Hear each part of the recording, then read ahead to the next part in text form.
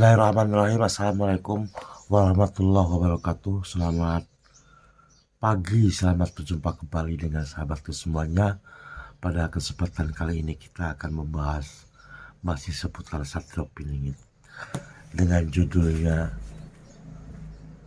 cerdas, pintar, tapi tidak pernah menggurui. Dialah Satrio Piningit. Selamat menyaksikan.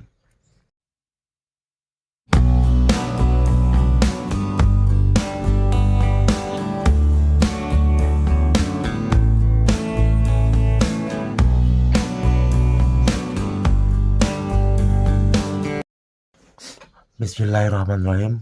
Assalamualaikum warahmatullahi wabarakatuh. Pada pagi hari ini kita akan membahas seseorang yang betul-betul mempunyai prinsip, sikap, baik itu ucapan, tindak tanduk, itu seperti leluhur Nusantara pada masa itu. Leluhur kita pada masa itu jauh lebih berbudi, jauh lebih toleransi dibandingkan dengan zaman sekarang. Tidak pernah ada pergesekan,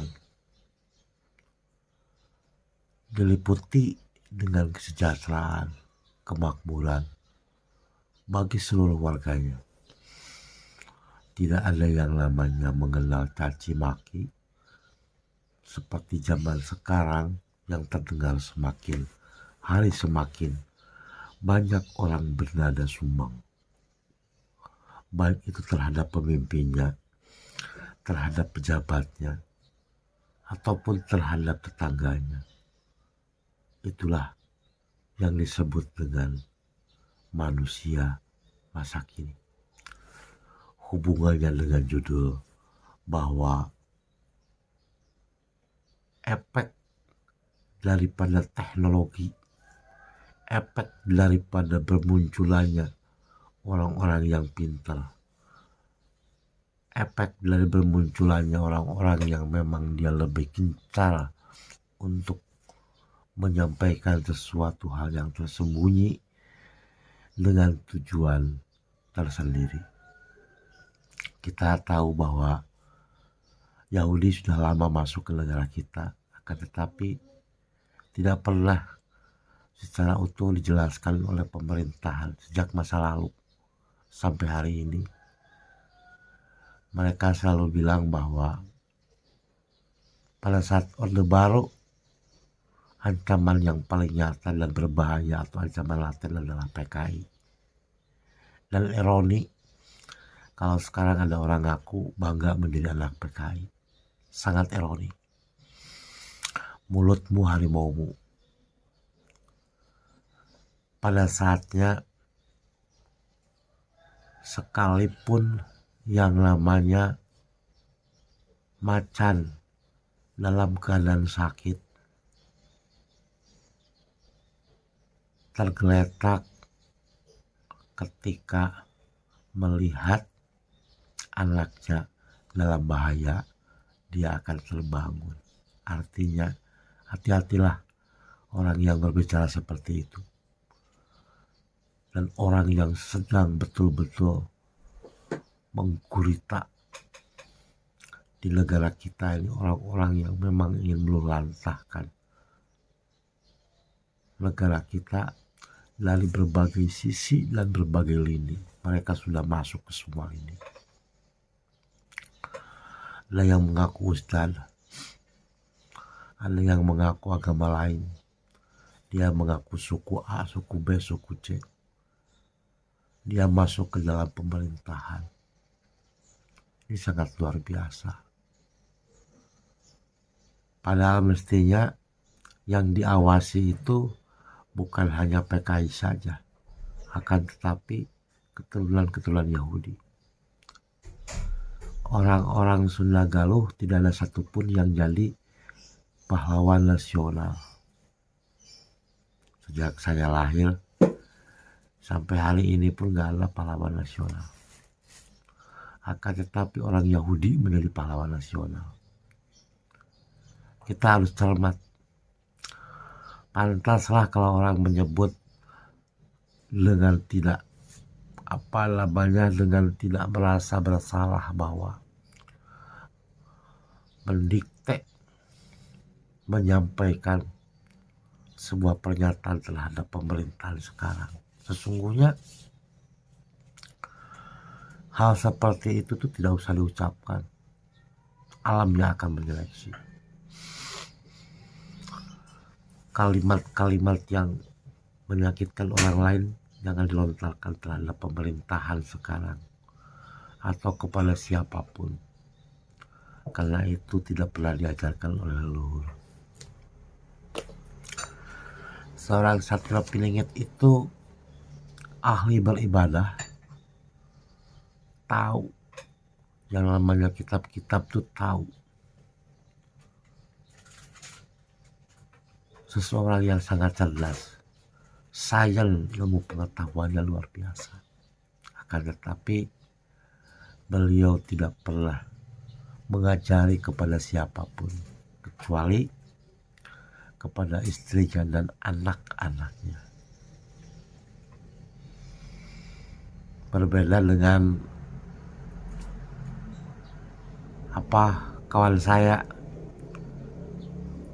di setiap saat waktu selalu menyampaikan hadis-hadis, menyampaikan ayat-ayat gitu. Dia nggak peduli di masjid kan, di warung, ngobrolnya gitu aja terus. Bukan tidak boleh.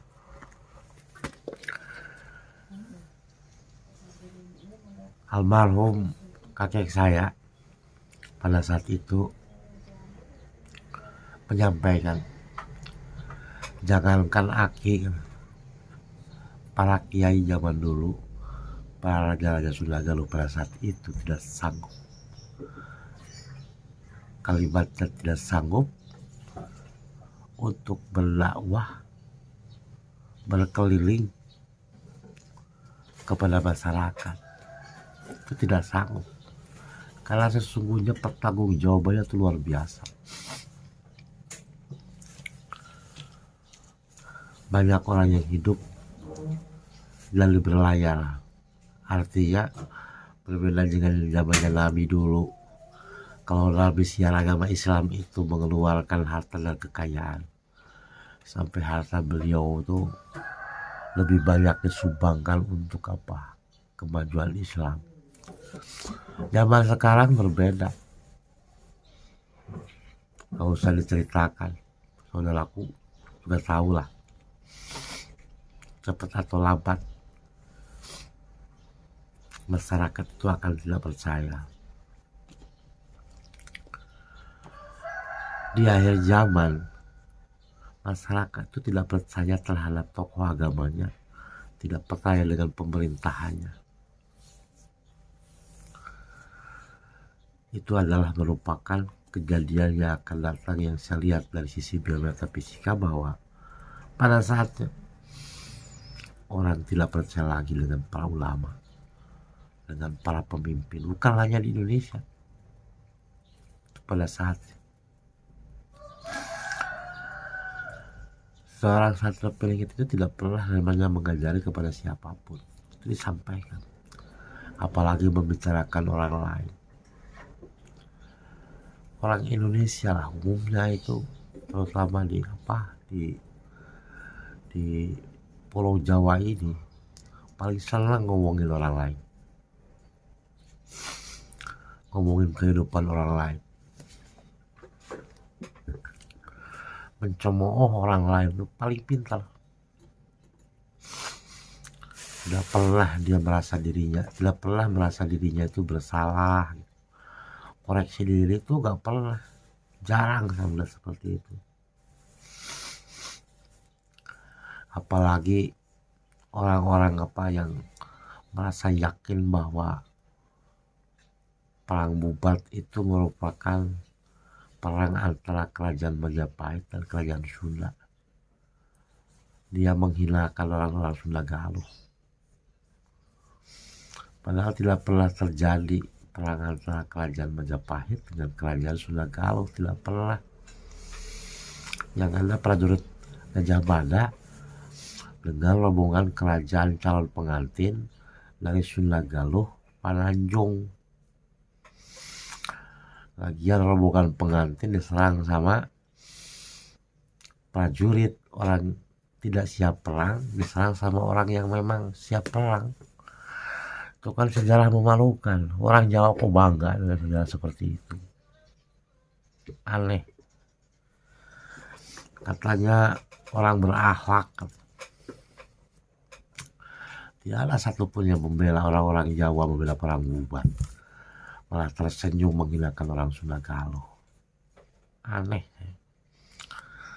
Ada tapi tidak berani.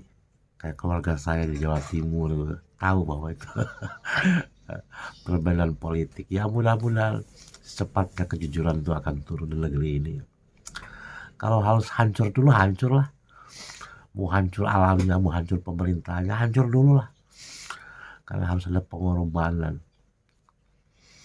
Untuk sebuah negara maju itu harus ada pengorbanan. Tidak mungkin ada pengorbanan, harus ada revolusi. Baik revolusi oleh alam. Yang enak kan revolusinya oleh alam. Nah, Satrio Piningit itu seperti itu, tidak pernah mau mengajari baik ajaran agamanya kepada siapapun ataupun hal-hal yang lain terhadap orang lain, nggak mau.